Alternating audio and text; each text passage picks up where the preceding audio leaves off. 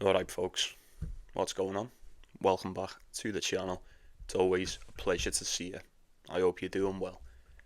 The time is upon us, the wait is no more. We've got the French Open. Safe to say, we've all been looking forward to this one for quite some time. Can't wait for it. Should be rather interesting indeed. Quite a few matches for us to touch on today. As always, like the video, get yourself subscribed to the channel if you're not. I'd appreciate it if you did. Gonna try and make a push, nice healthy push on that 1.2k mark by the end of this tournament, so get yourself involved. I'd love to have you. First things first, timestamps, pin comments. We've got chapters now, so you can just scroll across the video if you want. Anything that I'm going for personally will also be in the pinned comments. There's also a couple of outrights in there if you want to go and check them out. Not going to waste too much time going into them. I feel like they're rather self-explanatory. You know, go and have a look for yourself, see what you feel like. Also, let me know who do you think's going to win. Any decent outrights, any nice little boosts. Get on me. I'm always interested to know what you're going for. But now that's out the way, let's talk about these games. Let's talk about these matches. Very quickly before we do, how did we enjoy the finals yesterday? It would have been a perfect day if it weren't for that medal in Andrei Rublev, but I imagine we'll talk more about him throughout the week. Let me know if you managed to get anything. Did you win? Did you lose? Did you come close? But very well. Very well then folks, I'm going to try not to waste a lot of time on these. Like I said at the start of the first round, see if there's a bit of a speed run. You know, we'll talk about some more than others, but we'll see what we can do. But anyway, who've we got? First off, got Elmer Moller and Tommy Paul. Speaking of quick ones, this should be rather short and sweet. I quite like Elmer Moller. He's a decent player. He's only young, 16-6 on the clay this season. He shouldn't be coming anywhere near Tommy Paul. I am expecting this to be as simple as 1-2 and, well, I can't say 1-2 and done anymore now, can I? 1-2-3. Easy as 1-2-3. It's got to be Tommy Paul. It's got to be Tommy Paul 1.1 as a massive, massive favourite. There you go. There you go. It's just the way it is in the first round. And I suppose the same could probably be said for this one. Like, if you want to just take these massive dogs on the spread, then be my Christopher Guest. But I don't know, I feel like these odds are rather reflective of how these matches are probably going to end up going. We've got Fuscovics and Schoolkate. Once again, 1.1 for Martin Fuscovics. They've never played each other before, and I don't think it would have mattered even if they did. And Schoolkate's on a 2-game losing streak, and he's lost one to some guy I've never heard of, he's barely in the top 300, and then he's just been beat by another dude who is barely in the top 500. That was in qualifying for Switzerland, that last one. I thought Fuscovics looked really good against Bergs, but then again I thought Bergs looked very shit. And then Fuscovics ran into Djokovic, and Djokovic done exactly to him the same what he done to Bergs, so that doesn't really mean nothing to me. There's not a lot you can do when Djokovic is about. You would imagine Martin Fuscovics has got more than enough to get this one done, probably just on experience alone. So we'll leave that one where it is. And we'll touch on to this one. Look, Kamil Majchrzak and Medjedovic. It's probably a little bit more of a tastier game in it to break down, in my opinion. It's probably a bit tougher to predict. The head-to-head is one apiece, both of them coming in 2022, both on the hard court, both in straight sets. That doesn't do much for us in this spot. You get Medjedovic, slight favourite, 1.6. I kind of expected that. It does make sense, even though Majchrzak's been around for a little bit longer. I say a little bit longer, I mean 2013 to 2019. You look at the clay records, Majchrzak is really good. We seen him, he had a fantastic run not that long ago. Was it in it's not coming up. It was Marrakesh, Bucharest one. I don't know, don't quote me on it, but it was around that time. There was 3 of them going on, and he ended up getting beat by Italian Greek Sport in the semi-finals. Really good. He won the Madrid Challenger right after that as well. Didn't qualify for the main draw in Madrid. No, sorry, he did. He was a lucky loser. He got the lucky loser spot, and then he got beat by Gabe Diallo. My bad. But he is on a 3-game losing streak. Elmer Moller, Gabe Diallo, Sebastian Offner. And so is Medjedovic, Casper Ruud, Echeverry, Otto Virtanen. It'll be a tough one. Be very, very tough. This would be tough to predict if it was just a best of 3. Now it's a best of 5. I'm not so sure how this is going to go. Medjedovic didn't get past the first round last year. He got through qualifying, he got beat by Flavio Cobolli in the first round. And then the year before that, he got beat by Marcus Giron as well. So yeah, not looking very promising. If you're going off previous results anyway, same goes for Kamil Majchrzak. He hasn't played here since 2022. First round exit, second round the year before that, first round the year before that. So like I said, the Grand Slam pedigree is most definitely not there with these two. 4-4 on the clay for Medjedovic so far this season, and 11-4 for Kamil Majchrzak. You pay your money and you take your choice. I'm not too sure who's going to win that one. I feel like your initial reaction would probably be to lean towards Hamad Medjedovic. Am I wrong? You've probably seen more of him on the tour over the last season or two. Well, seen more at a tour level. He's got himself a couple of... Has he got a couple of titles? He's hit a couple of finals. I can't remember. My memory's not so good, but you know what I'm saying. Medjedovic, we've seen him beat a lot better people than Kamil Majchrzak on the day. And I mean a lot better.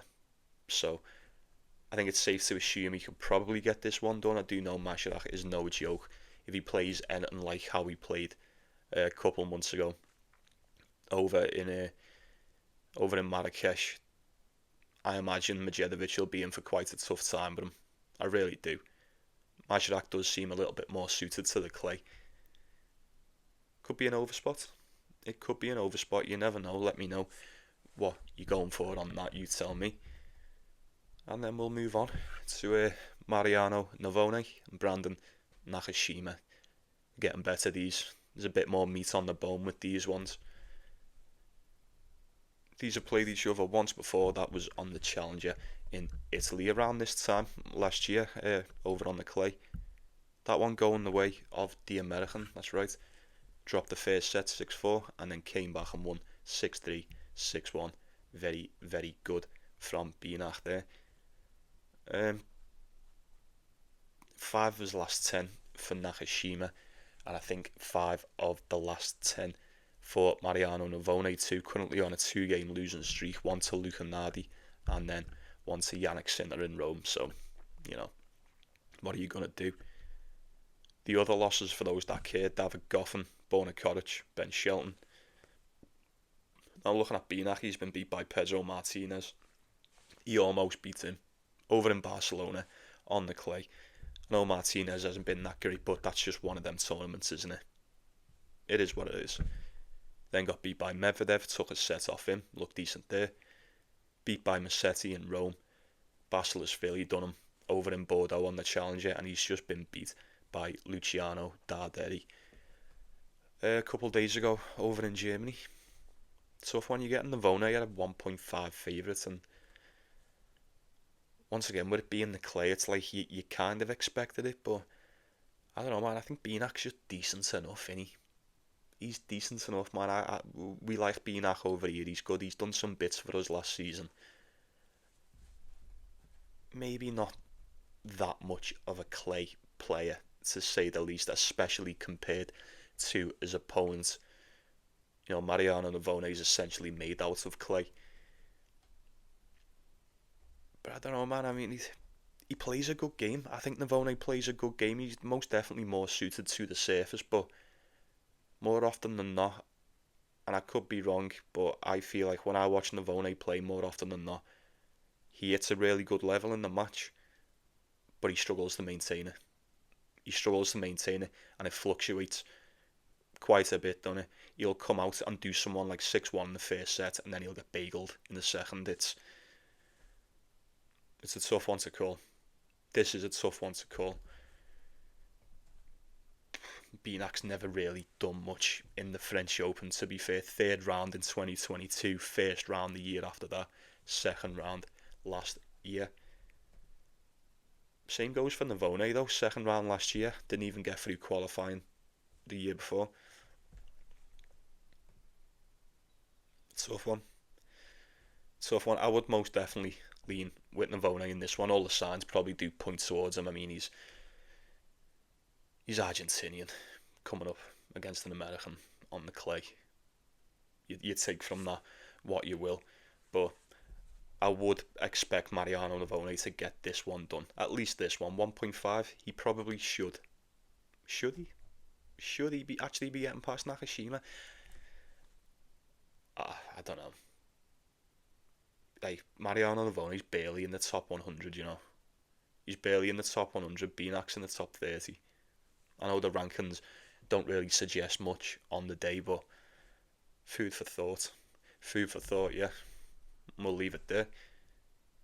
And we'll crack on with Gio and Pechi Pericard, Zizou Bergs. I'm just not going near Zizou Bergs. It's not impersonal. I'm not so convinced Gio's just going to go out there and beat him. He probably will. He might just be too strong and too much for Zizou Bergs on the day. Zizou Bergs on a 3-game losing streak. Fabian Marozsan, Gabe Diallo, Martin Fuscovics. He hasn't won a set in either one of them as well. As a matter of fact, he beat Nino Borg in Miami at the end of March. I know, not even the same surface. That was the hard court. Then he's beat Alexander Bublik in Munich, and then Dodora Palomero. That's it. All of his losses: Popperin, Berrettini, Marozsan again, Diallo, Fuscovics. Hasn't won a set in any of them. Not a set in any of them. 4 wins, 6 losses. All 6 losses coming in straight sets.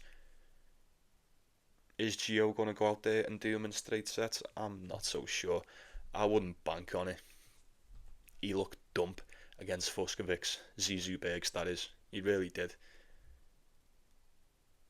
But this is where the double-edged sword comes into play, because he looked shit. But then, did he look shit because he was waiting for this? Or did he just look shit because that's exactly what it was? It's tough to say. But what I will say is this, really quickly, is a little bit of advice, especially for those that have been following clay season. Try not to get into the habit of completely writing off and fading the fuck out of these players that may have let you down once or twice throughout clay season. You'll come to the grass and you'll come to the hard court and you'll get faced with a spot and you'll go, oh no, these were horrendous, never again. You'll bet against them and it'll go against you. It's just the way it works. Probably going to touch on that more through the week with certain players, but I can't look past that performance against Fuscovics and say he's going to beat Pechi Pericard. He did look good. He looked good enough over in Hamburg. He looked decent against Bublik. Didn't stand much of a chance against Felix in the round of 16. But yeah, I just can't go with Zizou Bergs. It's as simple as that. Odds are pretty close. You're getting Gio around 1.7. He's beaten once before. That was on the grass last year. Take either one. Well, don't take either one. Just take Gio for a set. Probably take him to win. You know, if recent games are anything to go off, if Zizou Bergs is going to lose this, it's most likely going to be in straight sets. Or is it? You tell me. Then we've got Carreño Buster, Comesana. This guy again. I'm going to go with Comesana on this one. I am. I think he gets this one done. I thought he was going to beat Echeverry. He didn't. But Echeverry looked really, really good this week in Hamburg. Ended up getting beat by Flavio Cobolli, but as we know, Flavio Cobolli's just took the title and looked very, very impressive doing so. I do think Comesana beats Carreño Busta. I don't think he's much better than him. Well, on the day, I wouldn't have said he's much better than him, but maybe in the current day, I think we could say, if anything, he's probably a little bit more trustworthy. Both of them are on 2-game losing streak. Carreño Busta he's won 4 of his last 10. 4 of his last 10 as opposed to 6 of his last 10 for Comesana. Yeah. 6 and 8 on the clay so far this year for the Spaniard, and then 15 and 10 for the Argentine. I just think Comesana's in better shape. That seems to be the deciding factor in these Carreño Busta matches. Can you just outlast them? Pretty much every time they can. If you're younger than him, you're going to outlast him. He's no spring chicken anymore. He's not exactly in the shape that he used to be, to say the least. Crafty vet. Definitely a crafty vet. I'm just worried if Comesana I can't talk today, my fucking throat's goosed. If Comesana turns up and just starts playing like he did against Echeverri and spraying them headers everywhere, Carreño Busta's just the type of guy to be able to do you based on experience alone. So if you're going to turn up, you better turn up to win and play this one. No joke, 1.5. I wouldn't say that's very disrespectful to Carreño Busta, not enough to sort. But he could easily win this. Comesana, the way he played last week, once again, you could say he was looking forward to this. Maybe he was, or maybe he wasn't. It's hard to tell. It's really hard to tell. Carreño Busta has won a set in his last 2 games, even though they've been losses. And they've both been to Argentinians as well, Burruchaga and Ugo Carabelli. You'd fancy him to be able to take at least one. Maybe 2, maybe even win in a best of 5 against Comesana. I'd be surprised if he comes out and does them in straight sets, but I probably am expecting Comesana to get that one done in the end. And who have we got next? That Rally Opelka. Dinky. Not going anywhere. Oh my god, this is getting ridiculous. Fuck it, we'll just carry on. Yeah, Rally Opelka and Dinky, 1.5 for Opelka. Played him once before and he won that. Probably beats him again. Don't trust Dinky. Don't trust Opelka. What more needs to be said on that one? Kings of inconsistency. I think Opelka probably just gets this one done on his serve alone. If you're going to take him, you're probably going to take him in the first round and then just fade the fuck out of him later on. But this is one of them spots, like, is it possible for nobody to win this? This is a game that I see both people losing. I don't know. Probably would just go with Opelka, right? I'm not saying that with much conviction at all. I just think, for what it's worth, if he can turn up and just serve, I don't see Dinky breaking him, unless Opelka just breaks himself and he gets tired, which is very likely to happen. Best of 5 as well. I feel like all it's going to take is one set for Dinky and then it's done. The unravelling will probably begin. So maybe I wouldn't take Opelka. I just wouldn't go anywhere near it. I wouldn't. No time for that one. The same goes for this as well.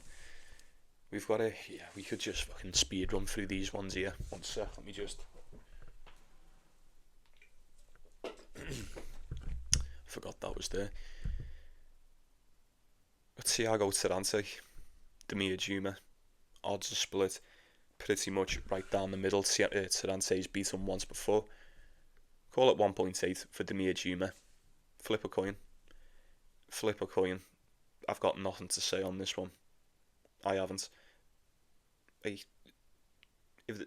I do apologise if this for some reason was the one that anyone in particular was waiting for. Same with the Opelka one, but like I said, I can't waste too much time on these ones. Tirante and Demir Juma, Would you be surprised if either one won that game? Absolutely not. Alex Michelsen, is that? Alex Michelsen and Cerundolo, and that's got to be his brother. Gonna say, seen Alex Michelsen as a favourite there against Cerundolo. I was gonna say, fucking hell, are they on crack? Alex Michelsen 2-game losing streak. Cerundolo looked rather decent in qualifying. This is another one. 6-4 on the clay for Michelsen, 26-13 for Cerundolo. Michelsen's better. We've seen a lot more of him. He's a lot more proven to us anyway. But Cerundolo's good on the clay. Cerundolo's very good on the clay. Nowhere near as good as his brother, but he's still good. Alex Michelsen won that title, didn't he, not that long ago in Portugal? Yeah, he won a clay title. You think he beats Cerundolo today? If it was on the hard court, the odds would be nowhere near like that. Absolutely nothing of the sort. You'd be getting Alex Michelsen at a very, very big favourite, I'd imagine. Does the surface narrow this match down that much to the point where it's basically a 50-50? I don't know. Maybe there's levels. Maybe there's just levels. And maybe Alex Michelsen is just, if not many, maybe just a couple of levels above Juan Manuel Cerundolo at this point. So I wouldn't fancy going against the American, which is, going against all my beliefs over here on the European clay, but it is what it is.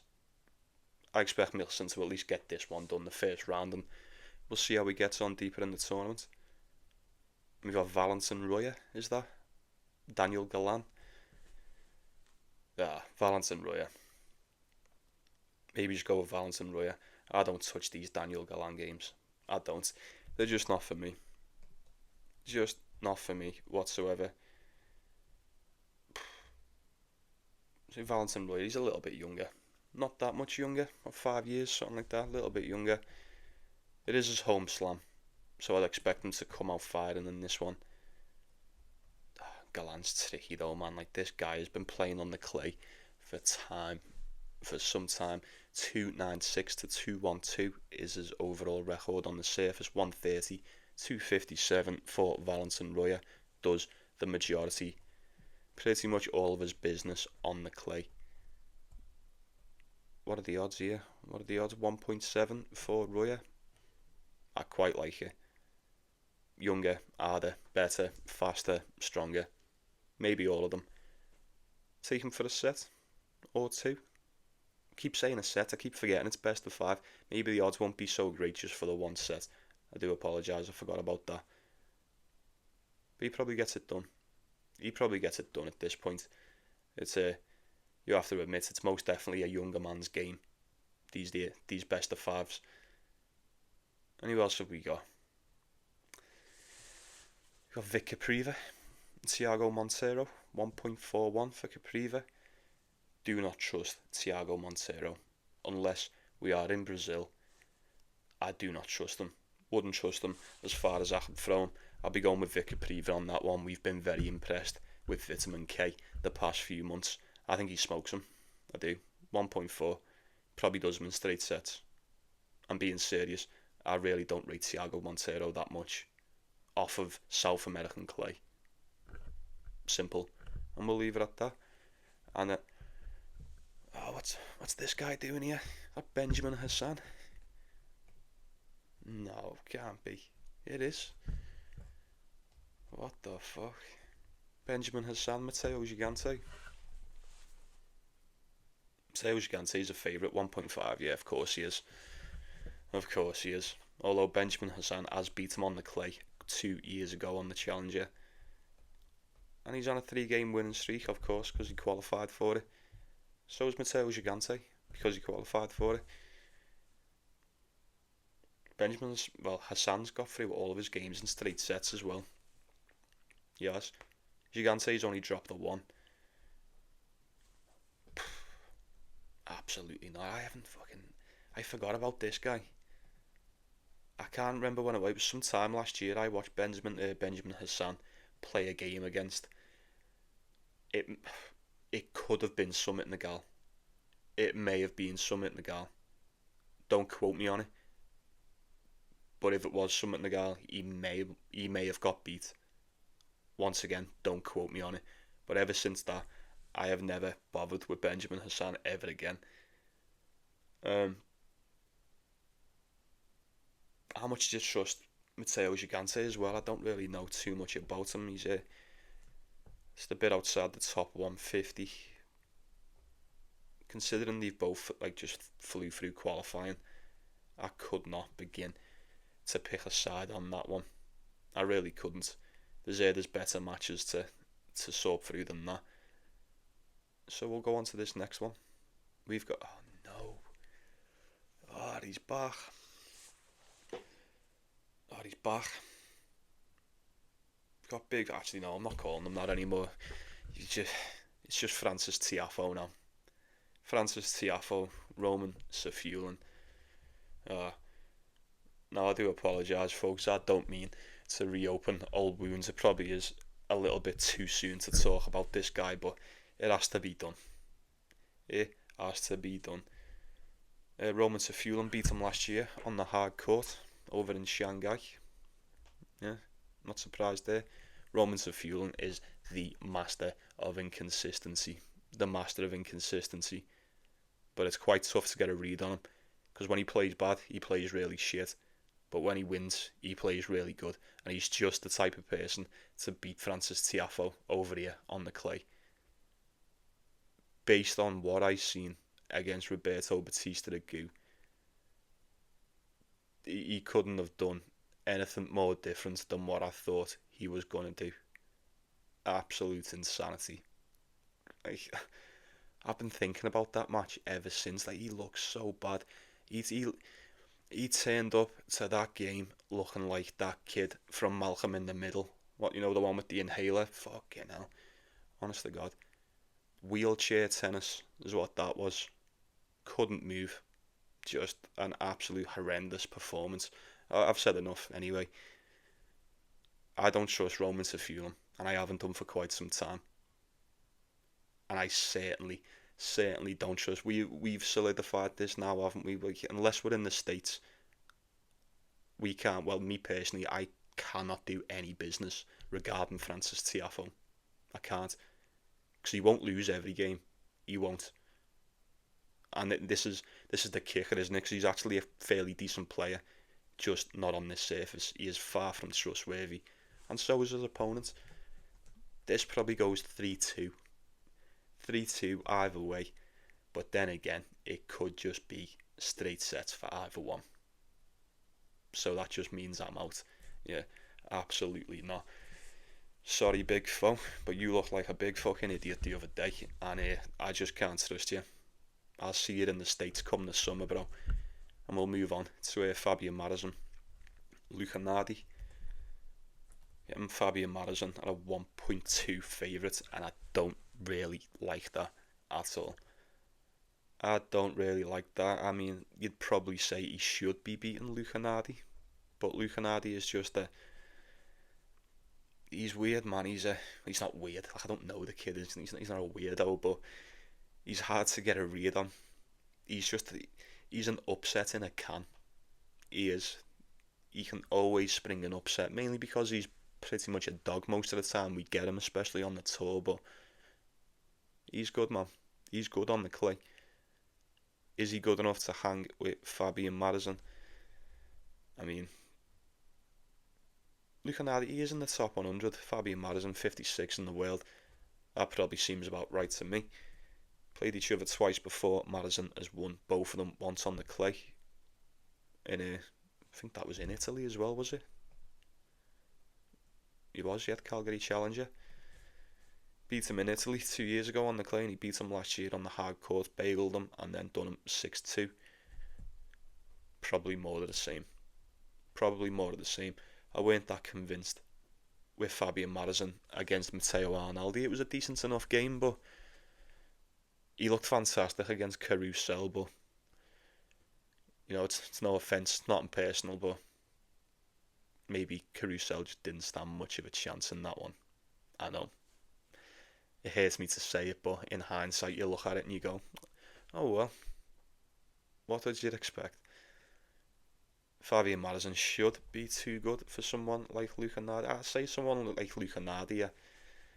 I don't mean that in a bad way, but we're just going off experience and what we've seen. Not even on the career, just what we've seen so far this season. Faria Marozsan's took out well better players than Luca Nardi. You'd expect him to be able to get that one done too. And then we've got Musetti and Hanfmann. Head to head is 2-1 to Yannick Hanfmann, believe it or not. He beat him 2 years ago in Madrid. What am I doing? What am I even doing talking about this one? 1.06 for the Italian. There you go. He is not going to get beat by Yannick Hanfmann. Not this year. This is a different beast. This is an entirely different Lorenzo to the one we've ever seen. Now, if you've had a look at the outrights, you already know, but for those that haven't, I've actually got Lorenzo Musetti to make it to the semi-finals. That's right.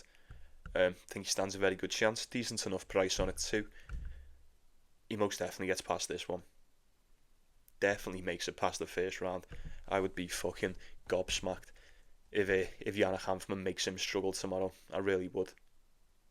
12.8 on the decimal for Hanfmann. There you go. And then we've got a few more. We're nearly there, folks. We're reaching the end. We've got Jensen Brooksby and Jamie Faria. Oh, what are you going to do? Who the fuck knows, eh? Who knows with this one? They've never played each other before, obviously. Jamie Faria? Oh, I don't know. Jensen Brooksby is good, man. He's good. Probably not as proven on the clay as his opponent. To say that, Jamie Faria seems to be a bit like he's all terrain. He's decent on the hard court. He's decent on the clay. Does tend to reside on that Challenger Tour. But I don't know, man. I mean, Jensen Brooksby, like, this is still the resurgence of this guy, you know. This is more than what we've seen out of him. Well, since what? Yeah, for quite some time. Quite some time. I don't know the exact time frame of when he actually pissed off and come back, but he's went 8-3 on the clay this season. Got himself that title over in Houston, and he looked very, very good there. Took out Tiafoe in the final. In hindsight, you know, that seems like free money, does it not? Maybe that's a bit unfair to say because Tiafoe did actually get to the fucking final too, so I don't know. But then it's like he's getting beat by, like, who's this? Getting beat by Patrick Maloney and then like Jeffrey Blackenau and yeah, Radu Albot, and then he's just been beat by Cam Norrie in qualifying for Switzerland. Jamie Faria's just been, well, he hasn't just been beat, he had to pull out against Carlos Taberna after he got bageled in the second round of qualifying over in Rome. Was it a precaution? Maybe. Maybe it wasn't. Maybe I don't really care because I'm not going to touch this one. I think Jensen Brooksby is just a better player. Maybe not on the clay. No, I don't know. Maybe he's not a better player. Faria's probably a better clay player. He's probably a bit more trustworthy. The record would suggest he could be trusted a bit more than Brooksby, but if you're going to beat like the likes of Tabilo, Tommy Paul and Tiafoe, why wouldn't you beat Jamie Faria? Like, why not? Why would you not beat this kid? If you can beat Tommy Paul, you can beat Jamie Faria. That's a fact. That's a straight fact, whether you like it or not. Whether he does it shall remain to be seen. 1.6 is a rather decent price for Jensen Brooksby, I will admit, but I probably won't be taking it. And I'm definitely not taking this one. We've got Emilio Nava, is there? Or is it Emiliano? Emilio Nava, Botic van der Sandschulp. I'd go with the Dutchman on this, which is something I never say. I never do, and I would most certainly not advise you to bet on Botic van der Sandschulp. This guy just can't be trusted. It's a shame. But it's a sad reality. He can't. 3-5 on the clay this year. Nava, racking up 32 wins. 32 wins, 11 losses for the American. Albeit they've all come on the way of the Challenger Tour. I caught a bit of this lad's game in qualifying for Hamburg against that German lad. And he looked alright. But he ended up getting beat and he didn't look too good in the end. And that was against was it Marco Topo? Is that his name? Is that how you pronounce it? Not even in the 350 in the world. And then he's just been beat by Majchrzak the game before that, straight set.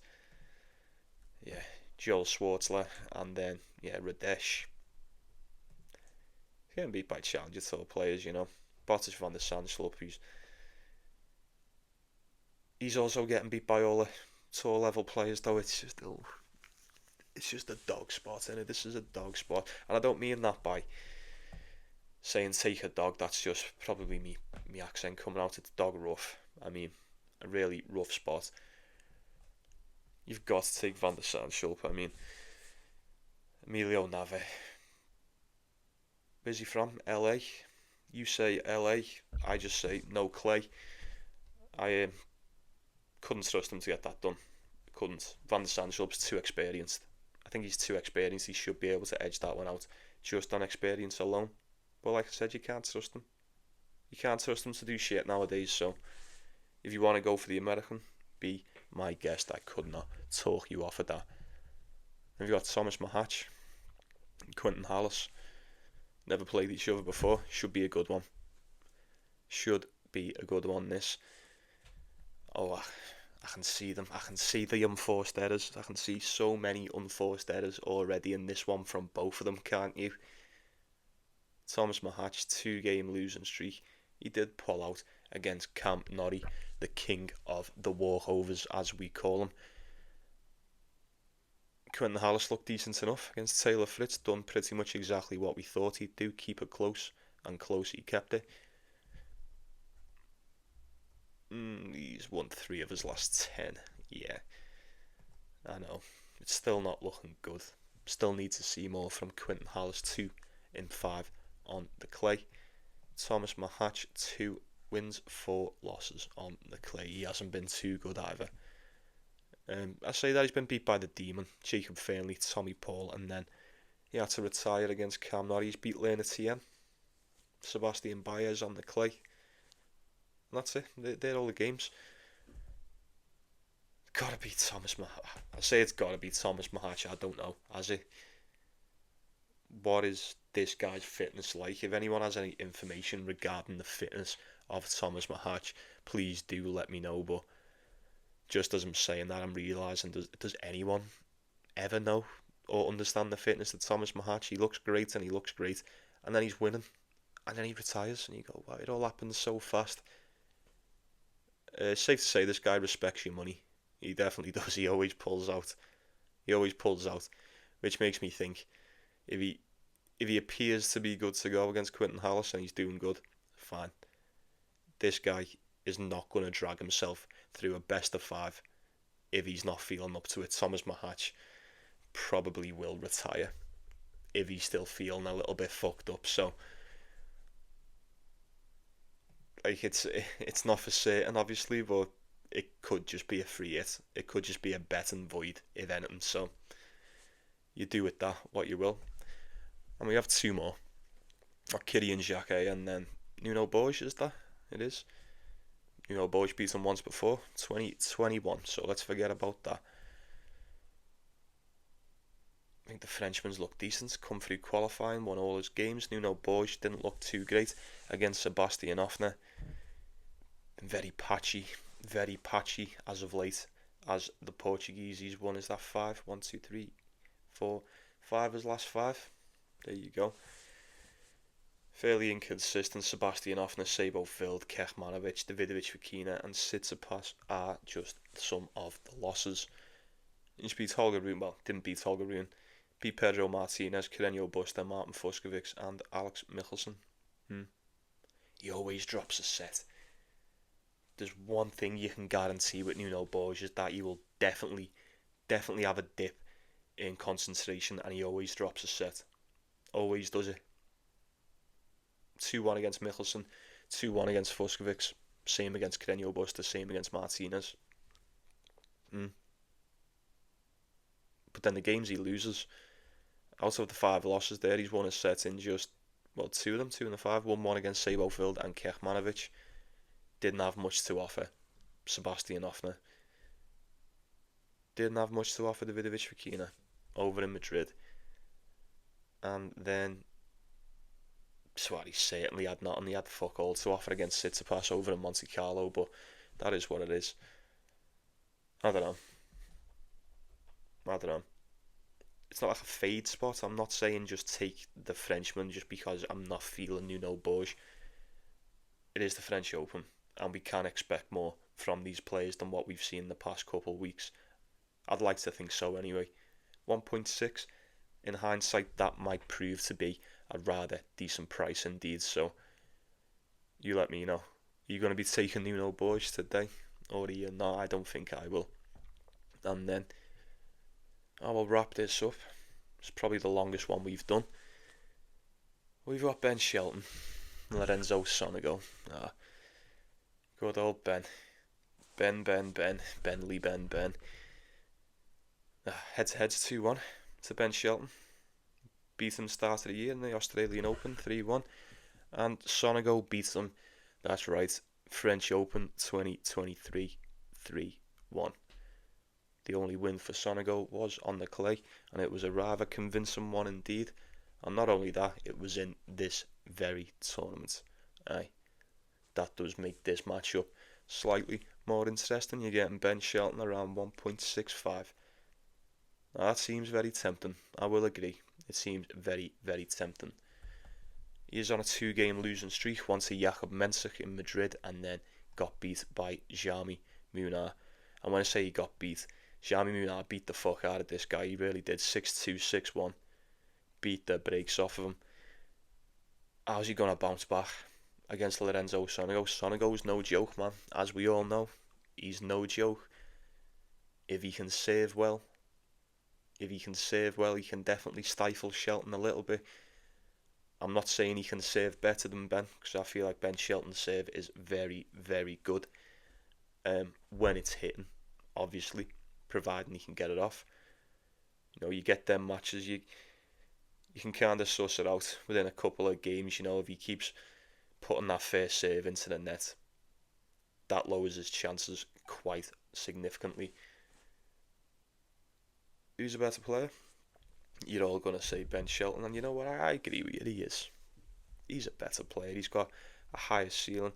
Safe to say, he is most definitely expected to be a lot better and probably achieve a lot more than what Lorenzo Sonego has managed to achieve so far. 7 years younger as well.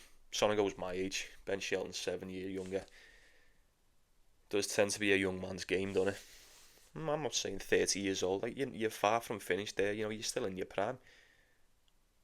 But I don't know. It most definitely plays a factor. Certainly in a best of 5. I'd want to take Ben Shelton. Because I would like to see him win. But at the same time, man, I say that I'd fucking love it if Sonego beats him. I'd take it back. It'd be hilarious if Sonego just turns up and beats him here and just sends him home in the first round, the first day. Can you see that happening? Is he going to come to France with his dad and his new bird and get sent home by Lorenzo Sonego? Are they going to do that? I don't know. Here's a little bet we could have. Let's set the over under. How many times it's going to flick the camera to his bird and she's going to have a mouthful of fucking chewy. I'd say around 17 and a half. With it being a Grand Slam, you're going to get a lot of coverage of those two of that box, aren't you? Oh, I'm dreading watching this one. Could potentially be in for a 3-hour fucking scream fest from Ben Shelton here. I don't know. mixed emotions.